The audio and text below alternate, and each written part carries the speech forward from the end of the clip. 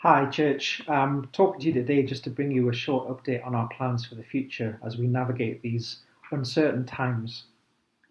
We're in touch regularly with those who are caring for others in church, and we know that people are coping with all sorts of things right now, including loss of loved ones, COVID infections of themselves and their relatives, other medical related issues, and of course the mental strain that this brings upon all of us.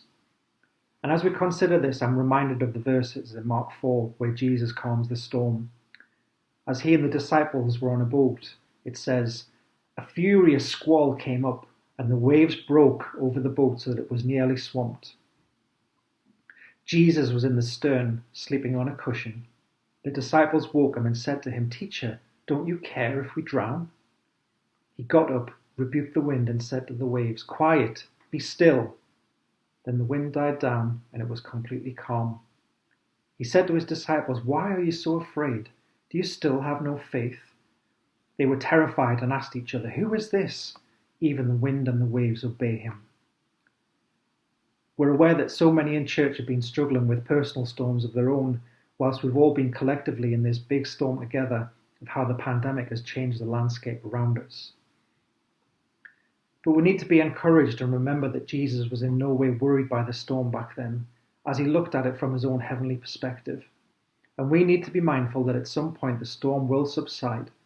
Our now is not forever, and we need to remain resilient and resolute until that happens. Myself and the other church leaders are continuing to meet weekly as we look through how we can care for our church family and also how we can plan for the future. We've done quite a bit of work already on looking at a leadership structure and a framework for the long-term future of the church, and we'll share more details of this early in the new year with you all. And we've also been considering how we might bring back in-person services. Unfortunately, we're not likely to be allowed back into Emmanuel College anytime soon, so we've been looking at alternatives.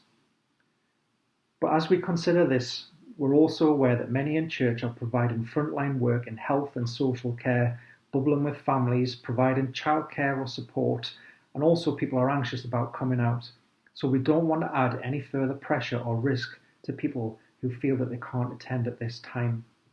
We also don't want to put any burden on those who would normally serve in teams in church, and think through carefully how we can meet in church as safely as possible. But since the summer, we have been looking at how we can start bringing back in-person services, because at some point circumstances will change and we want to be in that position so we're ready to allow physical gatherings when it's safe to do so.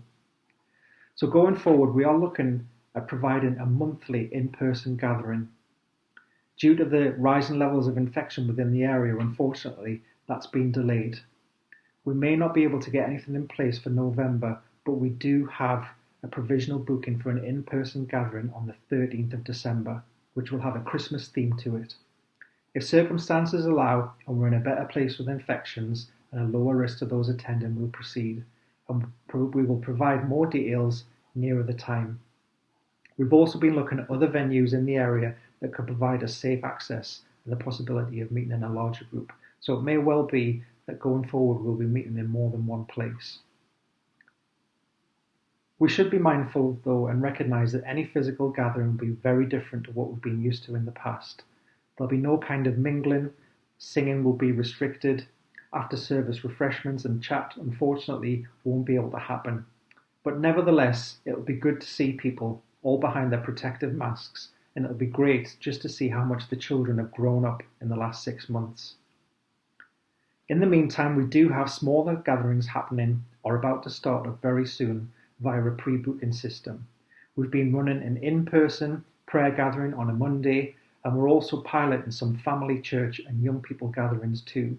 So I'd encourage you to join in if you're able, just so that we can start to build our physical community back together in a way that encourages one another, but is also safe and within guidelines. We should remember that weathering a storm brings perseverance, and through that perseverance brings innovation.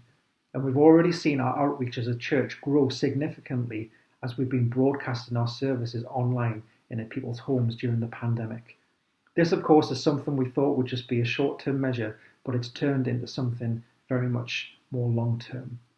And one of the things we need to consider as we bring back in-person services is how we can continue to provide an online presence so that people who are unable to join us in person can still hear the good news of the gospel. There's lots to consider, so in the meantime, let's take note of Jesus' words when he calmed the storm and he urges us not to be fearful. Let's remember to lean into him and lean on each other until the storm passes, and it will. I'll leave you with these words from 2 Timothy where it says, God did not give us a spirit of timidity, but a spirit of power. So let's see this as a time where the church steps forward boldly, reaching more people than ever before and bringing a message of hope to a confused and frightened world. Thanks for listening, and God bless.